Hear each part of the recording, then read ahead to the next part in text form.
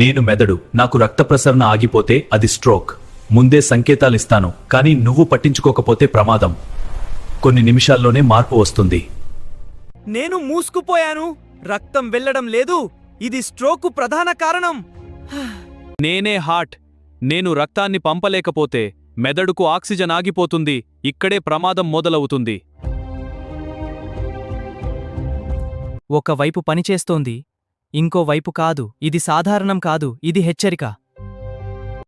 ముందుగా కనిపించే లక్షణాలు: ముఖం వంగిపోవడం, ఒకవైపు ముఖం కిందకి వంగిపోతుంది, నవ్వలేకపోవడం. ఒక్క చెయ్యి బలహీనంగా అవుతుంది. పైకి ఎత్తలేకపోవడం, మాటలు సరిగా రావడం లేదు, అర్థం కాని మాటలు మాట్లాడటం. ఏమి చేయాలి? Immediate action. వెంటనే హాస్పిటల్కు తీసుకెళ్లాలి. ప్రతి నిమిషం చాలా కీలకం. ఆలస్యమైతే మెదడు నష్టం పెరుగుతుంది.